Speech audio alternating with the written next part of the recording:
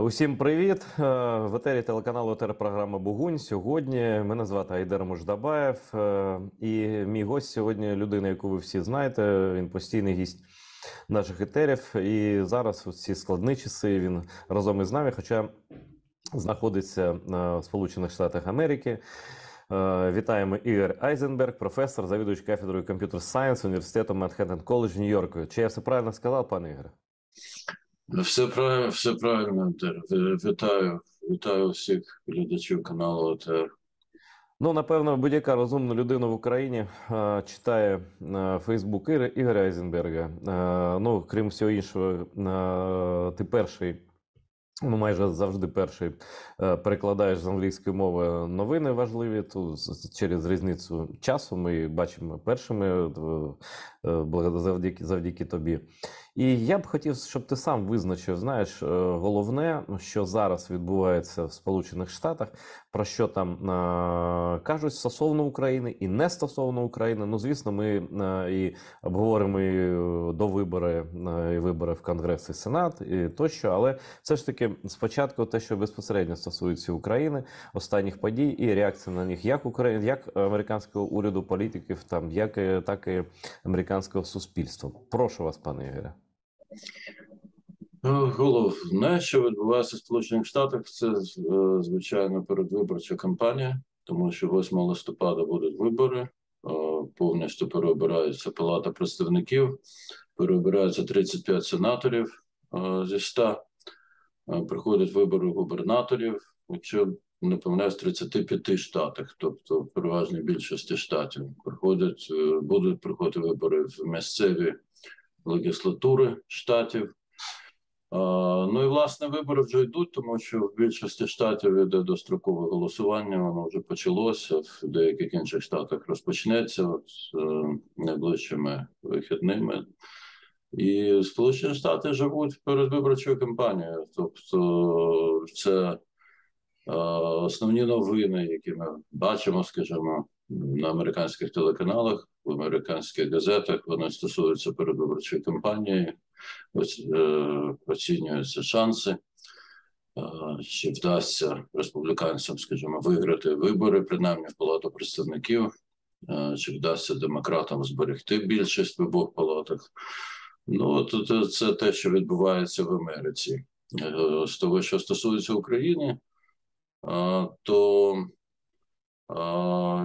ну, дуже резонансним вийшло інтерв'ю лідера меншості республіканської палати представників Кевіна Маккартні в понеділок,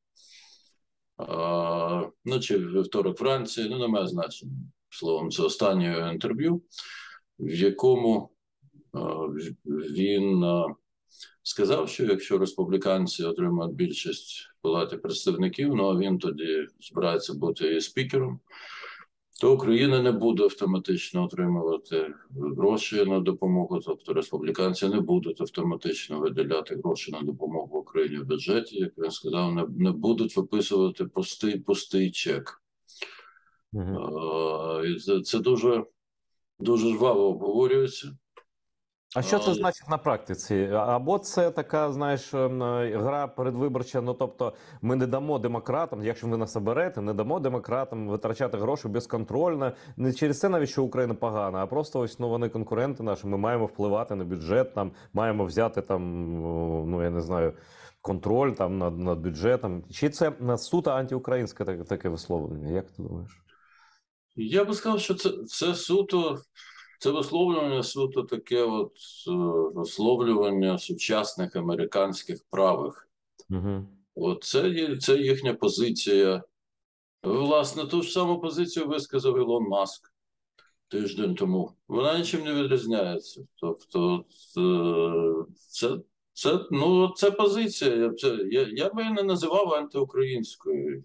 Я би її називав, ну, просто антиліберальною.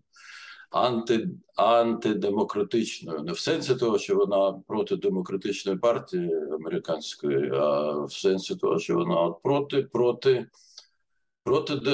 ліберальної демократії, як такої. Ну, це позиція американських правих, які значно правіше центру знаходяться. І Маккарті сам ну, він є правим політиком, я не думаю, що він є ультраправим, я не думаю, що він є трампістом, але він хоче бути спікером Палати представників. Це його мрія. І йому для того, щоб бути спікером, ну, якщо республіканці виграють вибори, це буде означати, що вони будуть мати більшість. Йому доведеться опиратися на підтримку ультраправого крила республіканців. А ультраправих республіканців в будь-якому випадку в новій палаті представників буде багато, значно більше, ніж зараз. Тому що просто помірковані республіканці, ну багато поміркованих республіканців, вони відмовилися від перевиборів або програли праймеріс ультраправим та правим популістам, прибічникам Трампа, яких Трамп підтримував. Тобто ультраправих серед республіканської фракції в новій палаті представників не має значення, чи буде у республіканців більшість, чи не буде. Просто ультраправих буде більше. І Кевін Маккарті, як лідер фракції, він буде залежати значно більше від ультраправих, від їхньої підтримки. Тобто, щоб бути спікером, йому доведеться мати підтримку цих ультраправих. А ультраправі республіканці, вони голосують проти допомоги Україні постійно. Це їхня така принципова. А як таке сталося взагалі з республіканцями, да, яких ми пам'ятаємо, то більшість людей по Рейгану, так? Як так сталося, що ці республіканці ультраправі стали проросійські? Нібито вони мають бути яструбами, там, да, на відміну від демократів, яких постійно звинувачували в тому, що вони такі м'які, там, перезагрузка, це там, ну, все пам'ятаємо, так? І раптом так сталося, що вони на боці ворога Америки, зрештою, в принципі. Ну, це, дивись, це якщо з нашої точки зору, хто є ворогом Америки, а з їхньої точки зору все інакше. Я думаю, що ми усі, ну от усі доволі схематично, у тому числі і я сам, доволі схематично протягом довгого часу сприймали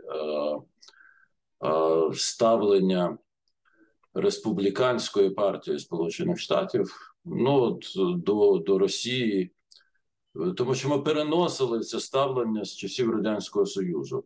Ну, я скажімо, коли Рейган був президентом в 80-ті роки, ну, я був зовсім молодою людиною, так, я там був, коли Рейган став президентом, я був студентом, всього-навсього другого курсу. І я тоді захоплювався Рейганом, що він який молодець, він протистоїть Радянському Союзу, так і треба ще дотиснути. Не дотиснули, зрештою, не дотиснули, да. Ну так. Ну, дивись, це з моєї точки зору, ну, я оцінюю це просто з точки зору свого теперішнього світогляду. Звичайно, це була правильна позиція, треба було дотиснути. Треба було тиснути ще більше, навіть, ніж тиснули. Но справа в тому, що з тих пір світ змінився дуже суттєво.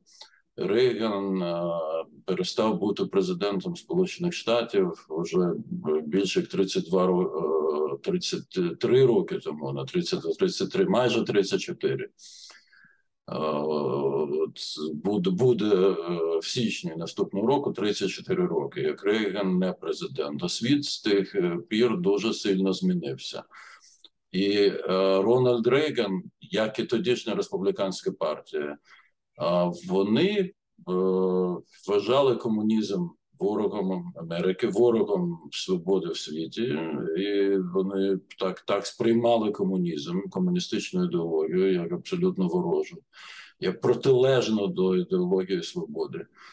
І тому вони протидіяли Радянському Союзу, радянській експансії, вони дуже жорстко ставились до Радянського Союзу через це. Але, дивись, світ змінився. Комунізму радянського більше не існує, причому не існує багато років.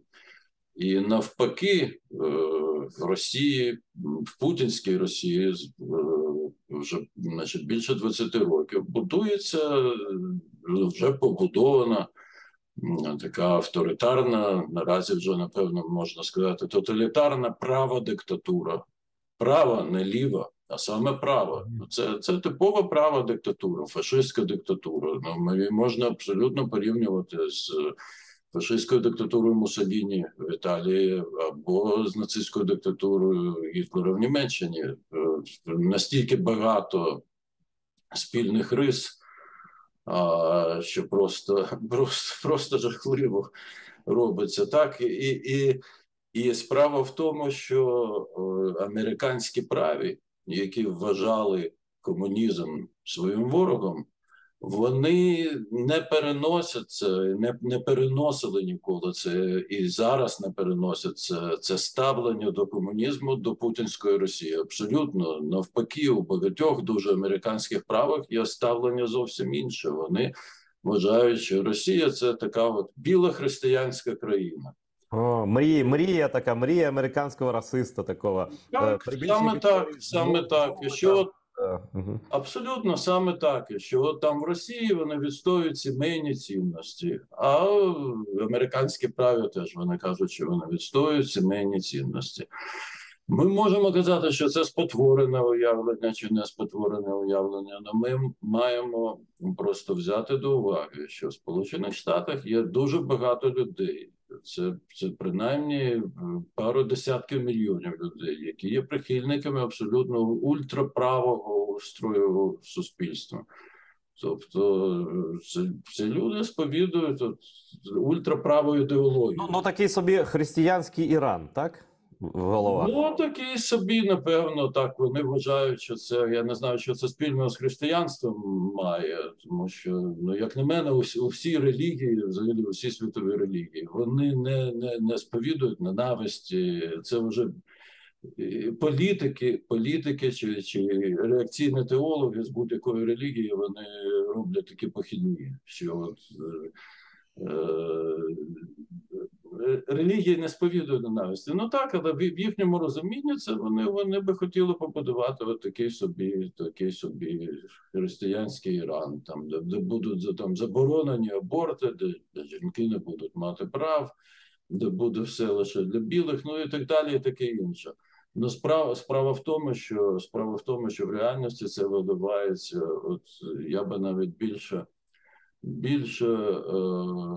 звертав увагу на те, що сказав Кевін Маккарті, на те, що говорив Ілон Маск тиждень тому. Ну, говорив, бо в серії своїх твітів написав. Що це за позиція? Це позиція от така, не заважайте нам робити наші гроші. От Маск, мільярдер, чи найзаможніша людина в світі, чи один з найзаможніших, так, у світі людей. І його позиція просто от така: не заважайте мені робити мої гроші. От якщо мені для того, щоб робити мої гроші, треба поділити світ там з Путіним, з Цзіньпіном, це ж божевілля. Ну це ж вони далі носять своє, так просто на пальцях можна розказати пану. І, до речі, український публіцист Віталій Портніков дуже так, знаєш, дотепно, але серйозно він сказав, що якщо переможе зло, ну Путін умовний з Китаєм разом, я не дослівно, так, да, то, в принципі, жодного майбутнього у бізнесу космічного Маска просто не буде. Не буде. Абсолютно, я абсолютно згоден, не буде. Но Маск вважає, і він же не один такий. Він же абсолютно не один такий. Він вважає, що ну нехай Тайвань віддати Китаю, Україну Путіну, ну а і нехай там собі. Нехай російські та китайські олігархи роблять свої гроші.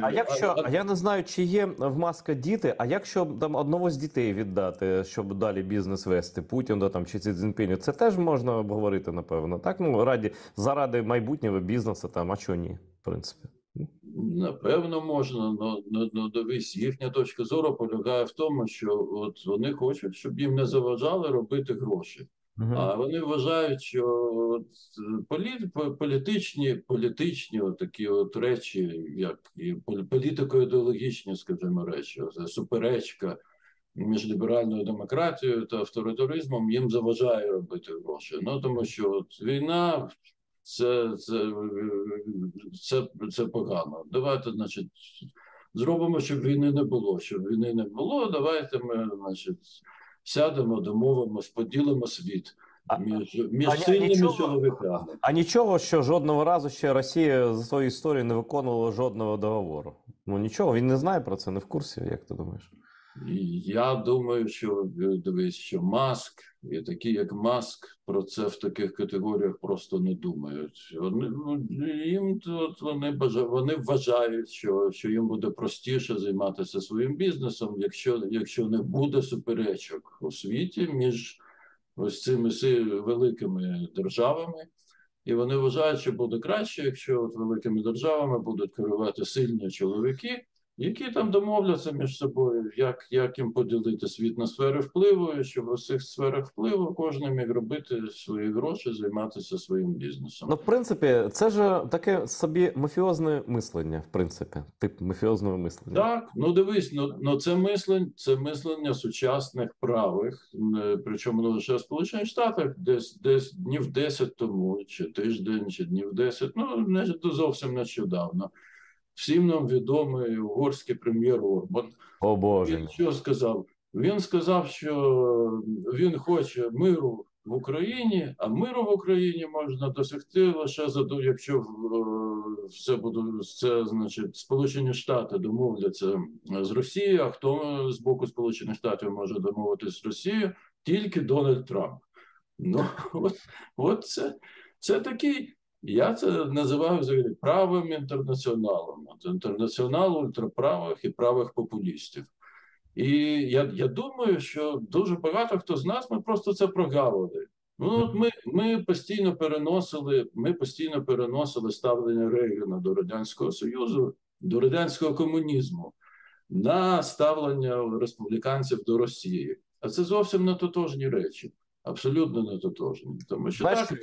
Ігор, я хочу, перепрошую, знаєш, що згадати? Що, в принципі, все життя своє, ну, принаймні, останню частину свого життя Степан Бандера поклав на те, щоб пояснити Заходу, колективному і кожному інтелектуалу, і йому це не вдалося, на жаль, що проблема не в комунізмі, проблема в Росії, в російському суспільстві.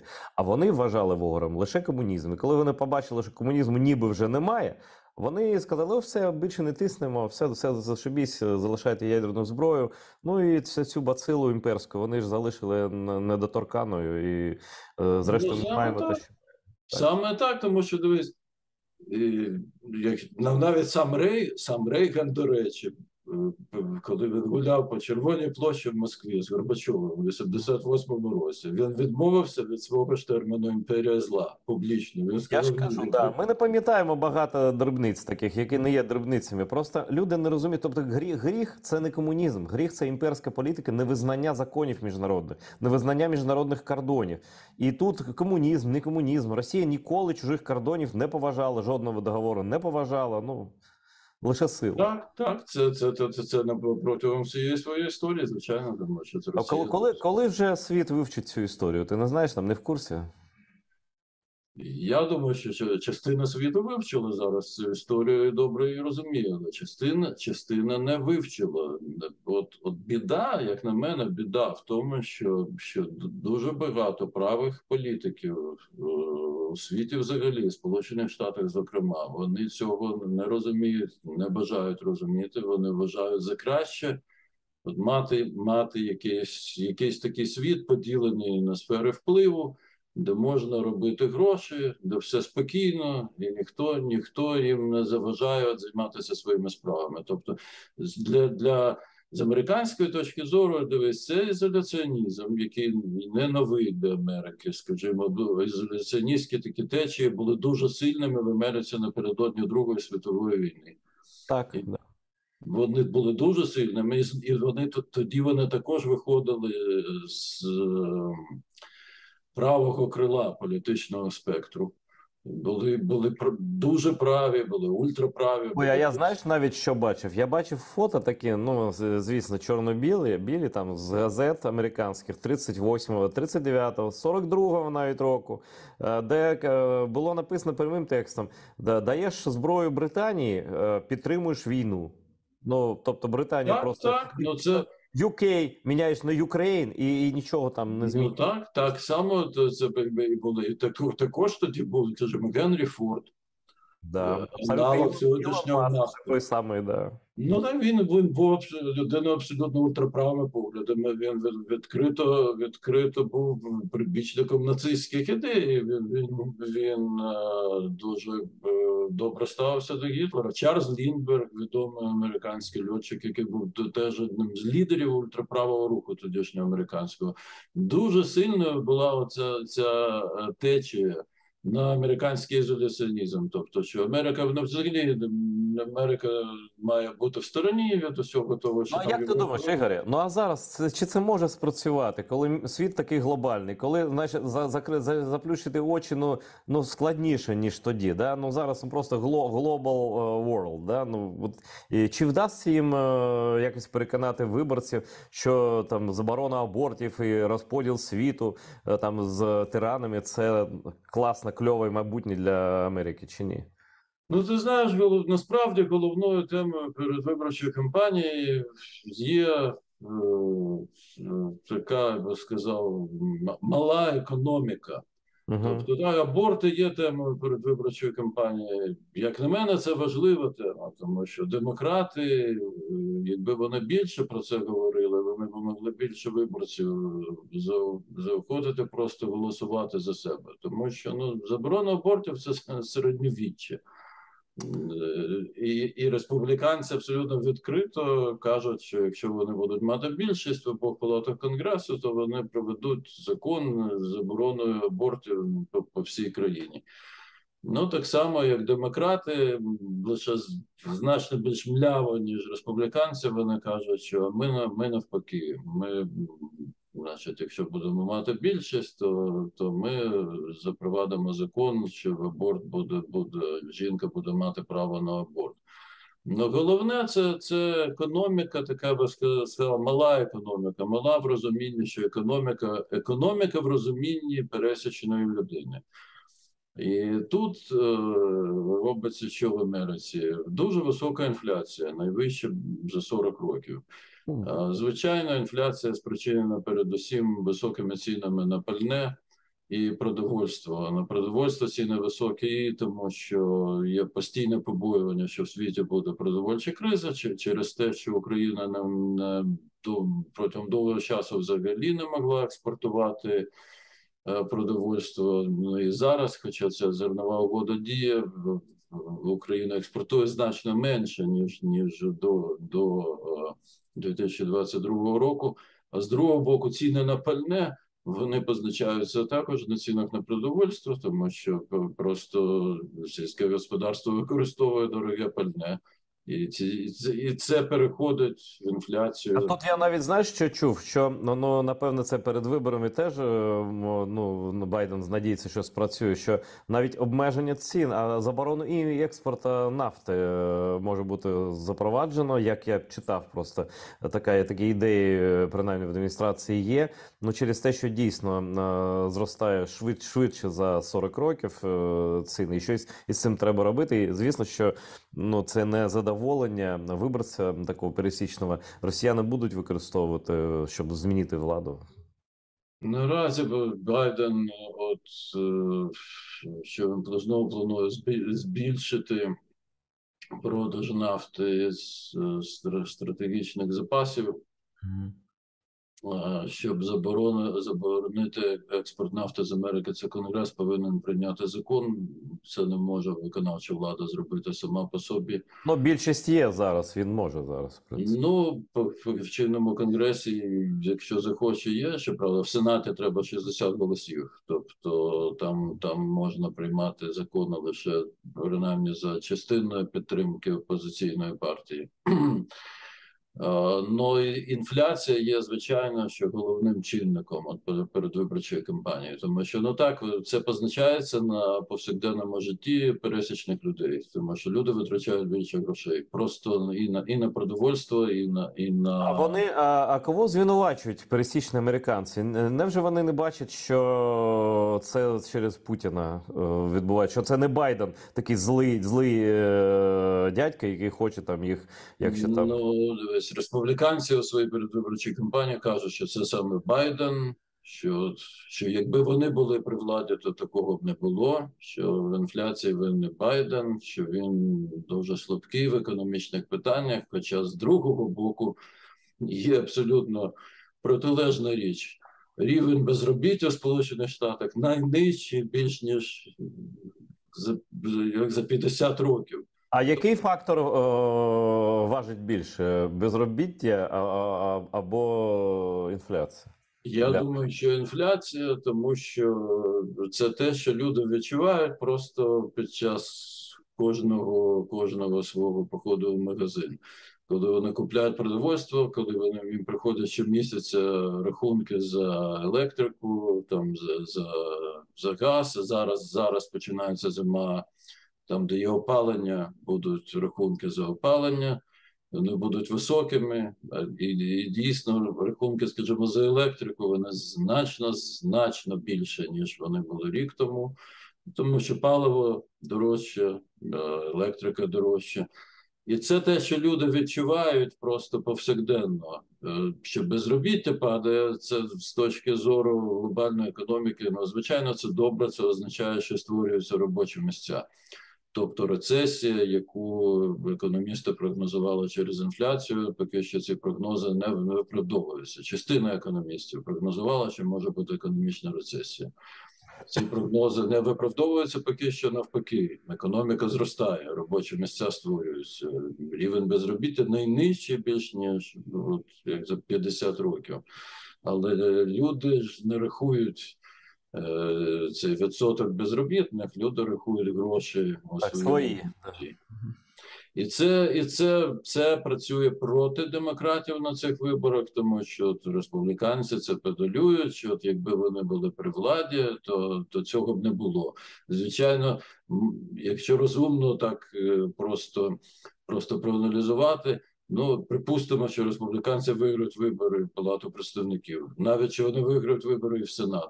Чи зміниться щось з інфляцією від цього? Абсолютно ні, тому що інфляція обумовлена передусім війною, яку Росія веде проти України, і глобальним підвищенням цін через це, і нічого республіканці, якщо вони будуть... Путін, він же фактично, Путін за мовчезною згодою Китаю, він фактично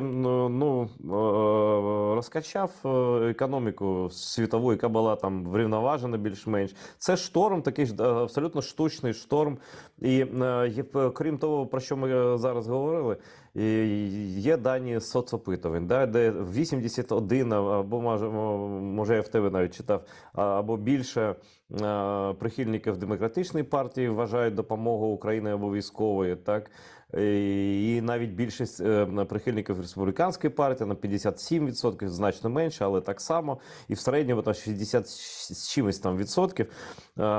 Ну, а як це може бути, да? Тобто більшість американців за підтримку України. А як вони будуть голосувати? Хоча, я розумію, вони про це не думають в першу чергу, так? Вони не думають про це в першу чергу, тому що, ну, звичайно, що допомога Україні не є чинником передвиборчої кампанії. Ну, принаймні не була до цього інтерв'ю Маккарті, в якому він в перший раз відверто висловив таку позицію правих республіканців, що Україна не має автоматично отримувати допомогу, яка оплачується з американського бюджету. Ну, це такий от був вибух, тому що це перший раз українське питання, допомога Україні стала чинником передвиборчої кампанії. До цього, ну, це ж не президентські вибори, вибори до Конгресу за абсолютно мажоритарною системою. Тобто зазвичай виборців хвилює, що робиться в їхньому окрузі, що робиться в їхньому штаті, і зовнішня політика, як правило, на проміжних виборах, от виборах до Конгресу, вона взагалі ніякої ролі ніколи не грала. Але от після цієї заяви Маккарті, я думаю, що це стане чинником передвиборчої кампанії. А в який бік може спрацювати цей чинник? Чи правильно розрахував Маккарті, да? Це як його? Маккарті. Так, що американці втомлені, там, що вони скажуть, ну, досить, там, Україну підтримати, або це спрацює їм не на користь. І взагалі, які розклади передвиборчі? Я розумію, що це дуже, я думаю, що це ще менш передбачувано, ніж президентські вибори, бо вони по всіх штатах, і там різні ситуації з губернаторами, різні там із депутатами, і все це мажоритарки, яку передбачити дуже важко. Але все одно, які відчуття в людей, ну в тебе в першу чергу, і в людей, до яких ти маєш довіру, які ну в минулі рази, а ти живеш у Штатах досить давно, ну правильно передбачали розвиток подій на саме проміжних виборах, ну і взагалі. Я думаю, що республіканці мають шанси виграти вибори в Палату представників. Просто поясню, чому. В Америці є тенденція, вона вже багато років, от як є, коли в Білому домі з'являється новий президент, ну, Джо Байден новий президент, він став президентом 2 роки тому, так, то на наступних виборах, проміжних виборах до Конгресу, дуже багато виборців, які голосували за цього нового президента, вони голосують за кандидатів від протилежної партії на виборах до Конгресу. А задля чого? Це така традиція, то щоб не заривався, да? Типу того? Ну, це, я думаю, що чинників багато. Просто є доволі багато людей, у яких немає якихось політичних переконань. Ну, і вони вважають добрим. Ну, проголосували ми за кандидата від партії X. Значить, ну, може він щось і робить, але певно робить недостатньо того, що нам хотілося. Ну, проголосуємо ми наразі в Конгрес за кандидата від партії Y. Нехай вони там сперечаються, партія X, партію Y, і може щось з цього буде краще. Ну, це тенденція, яка вона багато років існує, і це факт. Причому це не завжди призводить до того, що правляча партія втрачає більшість Палати представників, але вона втрачає місця. А іноді втрачає більшість. Так, наприклад, сталося в 92-му році. Клінтон виграв вибори переконливо доволі, а в 94-му демократи втратили більшість в Палаті представників. Наступного разу новим президентом був Буш молодший, але тут тенденція не спрацювала, тому що після 11 вересня, після терактів, Буш був дуже популярним. Ну, дуже популярним. Так, слухай, ось, на що я хочу зауважити, да?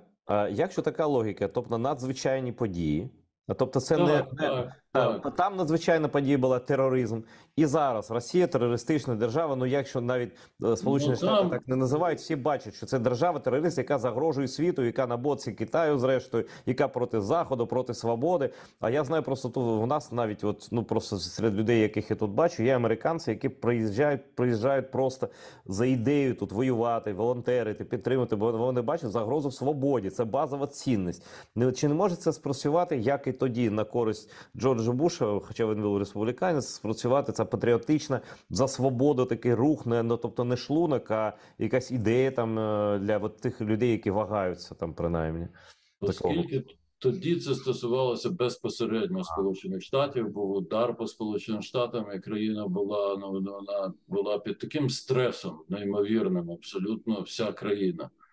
Буш, ну, він був популярним, тому що людям подобалось, як він організував відповідь на все це, як він організував роботу. Ну, і Буш там можна багато чого про нього казати, що він там був, скажімо, там недолугим у своєму ставленні до того ж Путіна, але він, звичайно, є людиною, у якого є дуже велике почуття емпатії, він дійсно тоді був лідером країни, який подобався дуже багатьом людям. У тому числі до нього і люди, які є прихильниками демократії, вони ставились з повагою. І це було перенесено на республіканську партію як таку, тому вона в 2002 році виграла вибори в Конгрес. Але коли Обама став президентом, Обама був дуже популярним. Він двічі вигравав вибори дуже переконливо, але його в 2008 році обрали президентом, а в 2010 році демократи втратили більшість в Палаті представників. Незважаючи на особисту популярність Обами, багато виборців проголосували за республіканських кандидатів. Так само було і за часів Трампа. Він в 2016 році став президентом, республіканці мали більшість в обох палатах, в 2018 році вони програли вибори до Палати представників. Чому я кажу, що зараз у республіканців через цю тенденцію є шанси? Тому що у демократів невелика більшість. У них всього плюс 5 більшість на 5 місць в чинній Палаті представників. Тобто це дуже небагато. І якщо ця тенденція буде працювати, то демократи, якщо вони втратять навіть кілька місць, вони вже не будуть мати більшості. А що інше працює, з іншого, що працює на республіканців, це інфляція. Тому що вони це використовують, вони кажуть, що якби от вони приймали бюджет, то такого б не було, і вони б там не це така популістська говорильня, зрозуміло. Це абсолютно популістська, звичайно, тому що ніякого реального впливу на інфляцію Конгрес не має і не буде мати, інфляція є всюди. Вона є в Америці, вона є в Євросоюзі, вона є в Японії, в Канаді, в усіх країнах Великої Сімки. Інфляція спричинена не поганими діями урядів. Інфляція спричинена передусім війною, яку розв'язала Росія. Ну, ці чинники, вони працюють на республіканців, вони можуть отримати більшість в Палаті представників. Я думаю, що це більш ймовірно, ніж що демократи свою більшість зберігуть. Хоча я не прогнозую результати виборів, тому що вибори мажоритарні, це 435 округів по усій країні. Країна це дуже неможливо просто. Я думаю, абсолютно жодного інституту немає, хто може це проаналізувати, і жодної статистики не може. Так, абсолютно неможливо. Є опитування по округах, якщо опитування в межах статистичної похибки, це нереально оцінити. Тобто, якщо брати, проводяться опитування, якби от вибори були скажімо, там за пропорційною системою, чи ви б голосували за республіканців, чи за демократів, загальнонаціональні опитування, вони показують те, що або там на 1% демократи попереду, або на 1% республіканці попереду, але це нічого не говорить про результати виборів, тому що вибори проводяться за мажоритарною системою. Може статись навіть так, що більшість виборців проголосує за кандидатів від одної партії, більшість буде мати інша, через те, що це мажоритарка. Слухай, а ось давай згадаємо вибори, на яких переміг Байден. Все ж таки Трамп втратив підтримку, і Байден переміг, здається, з рекордною перевагою саме в абсолютних числах. Там 7 мільйонів, здається, було, так? Так, це дуже багато. Так, це не пряма система виборча, але все одно це дуже багато. Ось при тому, одночасно, я так спостерігаю, все ж таки, в Сполучених Штатах там і багато молоді в містах, тобто це вже не держава лише там реднеків, так, а держава людей, там, які поділяють там ліберальні погляди, там і про аборт, і про все інше. Чи не може бути таке, що чисто фізично щороку кількість прихильників такого правого дискурсу, я навіть не кажу там республіканців, а правого дискурсу, на який роблять ставку і Трамп, і там більшість, на жаль, республіканців, так, що вона просто фізично зменшується. І що така тенденція, якщо збережеться, то в принципі або республіканській партії доведеться якось лібералізуватися, або вона втрачатиме підтримку саме через не через Україну. Я зараз не а через те, що її немодерновість таку, через її архаїчність таку. Ось як взагалі суспільство американське змінюється? Суспільство змінюється саме в тому напрямку, про який ти кажеш. Суспільство стає більш ліберальним, тому що збільшується кількість освічених людей, збільшується населення великих міст. Великі міста всі ліберальні, великі, навіть не дуже великі. І якщо ми подивимося, як люди голосували на виборах, на президентських виборах до Конгресу, то цікава ж така річ, що республіканський кандидат, починаючи з 92-го року, тобто це вже 30 років, лише одного разу на президентських виборах набрав більшість голосів виборців по всій країні. Це був Джордж Буш у 2004 році, знову-таки через те, що він був дуже популярним тоді, після того, як він організував відповідь на теракти 11 вересня, який він згуртував просто людей, багато людей були розгублені. Він був особисто дуже популярним в той час. Хоча він же в 2000 році він не набрав більшість голосів. Він переміг, як і Трамп в 2016 році, лише за рахунок того, що в Америці така навіть президентська виборча система, вона супермажоритарна. Тобто вибори проводяться окремо по штатах, і потім ця система дає можливість кандидату, який не набрав більшості голосів в цілому по країні, незважаючи на це, виграти вибори. Якщо ми подивимося, як люди голосують на виборах до Конгресу, побачимо те ж саме, що більшість голосує за демократів доволі постійно. Ну, це не означає, що демократи отримують більшість в Конгресі.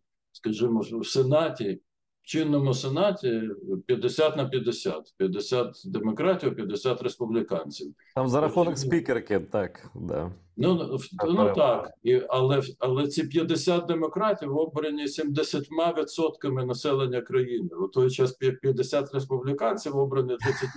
Ну, а то, слухай, це не можна ніяк змінити, да? Це вже така Це не можна змінити, тому що це конституційний принцип, що від кожного штату обираються 2 сенатори. І від Каліфорнії, в якій 40 мільйонів населення, обираються 2 сенатори, скажімо, і від не знаю, там, від Вайомінгу, в якому 1 мільйон населення, обираються також 2 сенатори. Слухай, у нас залишається мені дуже цікава ця тема, але все ж таки, крім американських справ, ми дійсно за них теж хвилюємося і надіємося, що все ж таки не буде там жодної перемоги Путіна на цих виборах, так, щоб він там не... І він ще наробить такого, я думаю, на жаль, що від нього навіть ультраправі, не відвернуться. Ну, це таке моє припущення. У нас залишається нам 8 хвилин, і, звісно, те, що нас найбільше цікавить, це допомога військова. Ну, по першу чергу зараз, через зрозумілі обставини, це засоби ППО. Але й так само ми чекаємо давно вже на танки і літаки. Нехай не нові, нехай не останніх там моделей. Але Америка має багато і танків, і літаків. Чому, що заважає зараз підтримати Україну, в тому числі у протиповітряній боротьбі? Вона ж за рахунок літаків теж відбувається. Що гальмує цей процес? Я не розумію, що ще має зробити Росія, щоб тут були Абрамси і там літаки, принаймні не останнього покоління, але такі добрі і перевірені. Я думаю, що цей процес наразі гальмується він не політичними чинниками, а технічними чинниками. Тому що я думаю, що скажімо, там раніше, до 24 лютого, протягом, скажімо, останніх кількох років, були сумніви в адміністрації, чи, скажімо, якщо Україні надати літаки, припустимо, тому що це обговорювалося. що це може спровокувати Росію там, і так далі, там, і таке інше. Це далі обговорення. Це просто звучить насправді, да? Ну так. Справа в тому, що коли це питання почало обговорюватися, воно обговорюється предметно щодо літаків і щодо танків. Є технічна проблема, особливо яка стосується літаків. Чому? Поясню. Тому що якщо якась кількість американських літаків перелетить в Україну, це не означає, що повітряні сили Збройних сил України зможуть їх використовувати з першого дня. Тому що ці літаки потребують абсолютно іншого технічного обслуговування. Це означає, що треба на аеродромах базування створити технічну базу для їхнього технічного обслуговування. Це означає, що треба навчити відповідних інженерів і техніків, щоб вони пройшли курс, як це обслуговування робити. Це означає, що треба певну реконструкцію на аеродромах зробити. Це означає, що треба українських пілотів перенавчити літати на цих літаках згідно нормативів американських, скажімо, щоб перевчити пілота літати на F-16 потрібно 6 місяців. Тобто ця проблема обговорюється, але вона не може бути вирішена от сьогодні на завтра і навіть на післязавтра. Це буде потребувати часу. Так само, як і потрібно забезпечити протиповітряну оборону аеродромів базування літаків, тому що, звичайно, що якщо будуть американські літаки в Україні, то Росія буде намагатися їх знищити просто на землі. Тому це проблема, яку треба вирішувати в комплексі, оскільки в чинний оборонний бюджет навіть Сполучених Штатів навіть закладено гроші на те, щоб вирішувати цю проблему. Я думаю, що вона буде вирішуватись, але вона не буде вирішуватись дуже скоро. Щодо танків, то фактично є та ж сама технічна проблема. В Україні немає технічної бази для ремонту танків американських. А танки потребують, і танки, які були в бою, потребують постійного технічного обслуговування дуже суттєвого. І цю проблему треба вирішити перш ніж надати Україні танки для того, щоб вона могла їх ефективно використовувати. Треба також навчити екіпажі танків, як працювати з американськими танками. Я не є військовим експертом, але я думаю, що це зробити простіше, ніж в випадку літаків. І це потребує менше часу, ніж з літаками. І тому я не люблю робити прогнози, але я думаю, що американські танки в Україні з'являться на озброєнні ЗСУ. І це відбудеться, якщо я скажу незабаром, це незабаром буде означати, це може означати місяці, але це дуже такий скінчений термін, тому що ця проблема обговорюється, як її вирішувати. Я думаю, що нам не будуть доповідати, що саме робиться, коли робиться. Але, наприклад, те, що в останніх пакетах допомоги, зокрема, Сполучені Штати передавали в Україні такі тягачі саме для того, щоб можна було на них перевозити важкі танки. Я думаю, що це вже частина вирішення цієї проблеми. Тобто, я думаю, що можна очікувати, що американські танки на озброєнні ЗСУ з'являться протягом доволі скінченого часу. Щодо літаків, то це проблема, яку треба вирішувати комплексно, але вона не вирішиться скоро, через те, що літаки – це значно більш така складна річ. До того ж, щодо новітніх літаків, скажімо, F-16, на них є черга дуже велика, на багато років. А є, щоправда, літаки F-15, які є в достатній кількості, але ця вся логістика їхнього обслуговування, забезпечення, перенавчання пілотів, вона і забезпечення протиповітряної оборони аеродромів базування. Це потребує часу для вирішення. Я все одно думаю, що ця проблема буде вирішуватись, лише не миттєво. А от з танками буде все, як на мене, це буде швидше. І це просто зрозуміло з того, що кажуть представники Пентагону, які проводять щотижні брифінги якраз з оглядом ситуації на фронті і з оглядом того, що робиться в галузі допомоги Україні. З того, що вони говорять, вони кажуть, що вони не хочуть вдаватися в деталі, але з того, що вони говорять, випливає, що от питання з танками, воно не знаходиться на стадії вирішення. Тобто вже йдуть певні кроки для того, щоб танки в Україні з'явилися. Думаю, що вони з'являться протягом місяців. Дуже на це сподіваюся. Ну, просто танки це ж така, ну, як би сказати, двигун контрнаступу, в принципі, так? Так. Ну, і танки непогані, м'яко кажучи, американські. Але от, взагалі, знаєш, і це моє особисте враження. Я слухаю ну, колишніх американських генералів, посадовців військових, так? Вони дуже оптимістичні щодо перемоги України, щодо переваги Збройних сил України ну, над росіянами, і те, що Росія там програє, тощо. А скажи, будь ласка, на твою думку, що я схиляюся до довіри, ну бо я знаю, що це люди з репутацією, вони не брехуни, це не військовий експерт, який тут там не знаю, топить за Трампа. Тут є деякі є. Вони серйозні люди. А чому їхні прогнози такі оптимістичні, і навіть щодо Криму, щодо там на чому це ґрунтується? Як ти думаєш?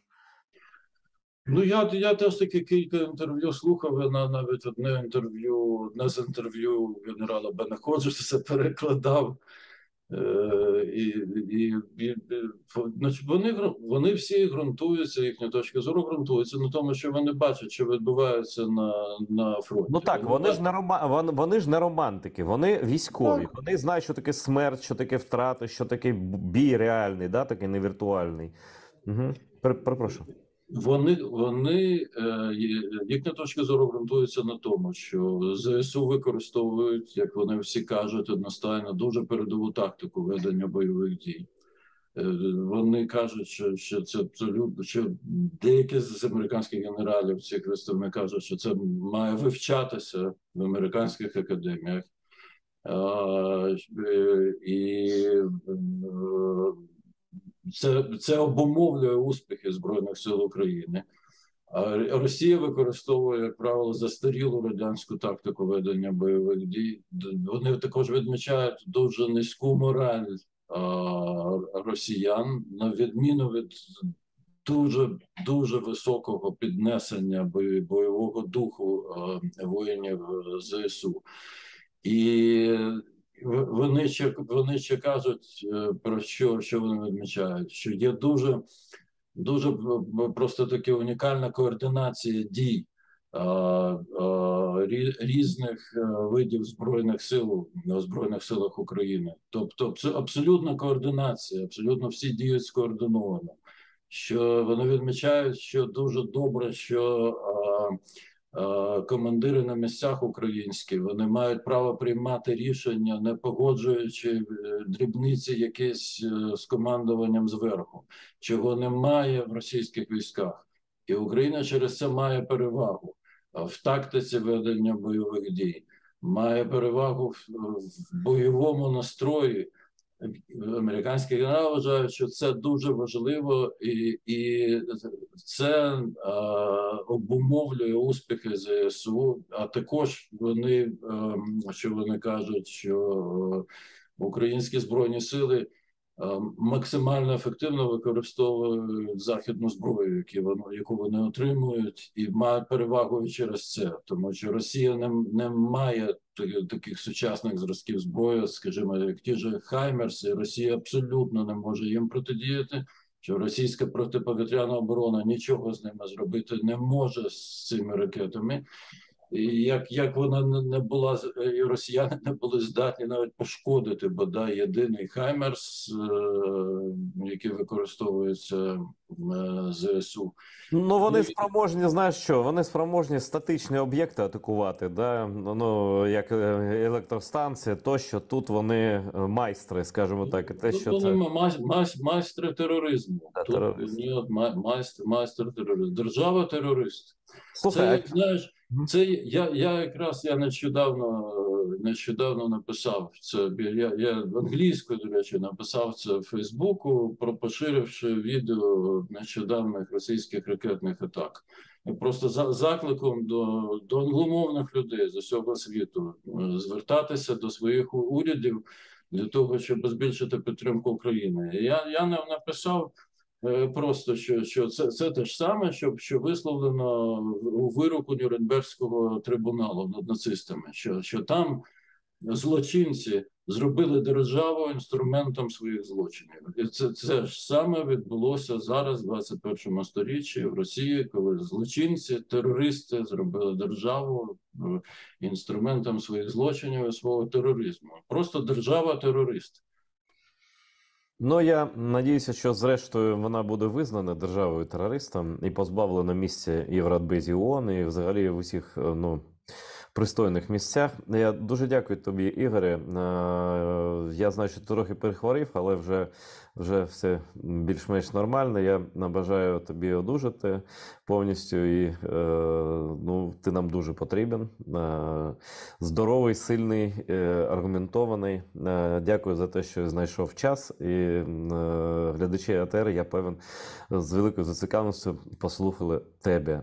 Дякую, до побачення. Глядачам я дякую за вашу підтримку, за вашу увагу.